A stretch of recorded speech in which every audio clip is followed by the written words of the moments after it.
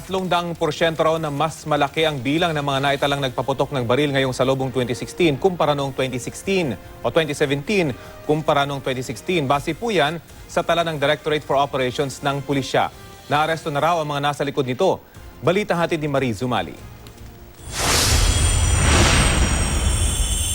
No mercy kami sa inyo. Wala kaming patawad. You will face the full force of the law. Siguruhin namin yan. Lalong-lalo na kung kayo ay pulis. Mahigpit ang bilin ng PNP chief bago magbagong taon sa mga pulis at sibilyan laban sa mga magpapaputok ng baril, lalo na sa pagsalubong sa bagong taon. Pinili niyang wag selyuhan ng masking tape ang baril ng mga pulis, di tulad ng mga nakaraang taon, dahil may tiwala raw siya sa mga pulis niya. Kaya tanggal sa kanyang pwesto at maaaring sa serbisyo rin itong si PO1 Daniel Castillo.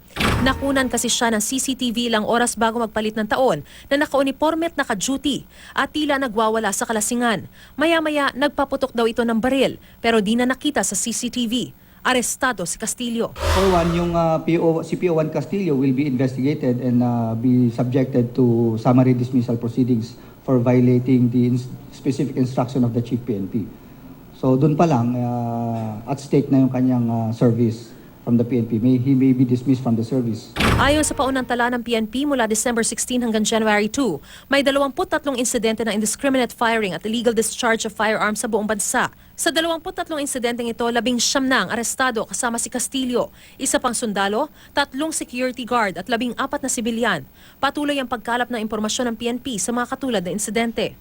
Bukod sa mga naarestong ito, may 4 pang pulis at 3 sundalo ang iniimbestigahan dahil sa pagpapaputok din di umano ng kanilang mga baril sa pagsalubong sa bagong taon.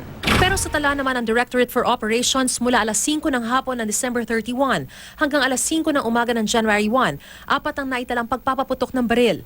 Mataas daw ito na 300% kumpara nung pagsalubong sa taong 2016 sa kaparehong oras. Ang mga insidenteng ito tinawag ng PNP na illegal discharge of firearms kung saan arestado na ang mga suspect. Iba pa rito ang tinatawag ng PNP na stray bullet incidents, kung saan hindi pa tukoy ang salarin pero may tinamaan ng ligaw na bala. Mula December 31 hanggang January 1, may nakalap ng 4 na insidente ng stray bullet ang PNP, kumpara sa 38 insidente sa pagsalubong sa 2016 o mas mababa ng halos 90%. Our crime laboratory experts are doing their job to get the trajectory, the kind of bullet, the kind of firearm, probable firearm, the persons who may be involved, and other motives. Mariz Umali, GMA News.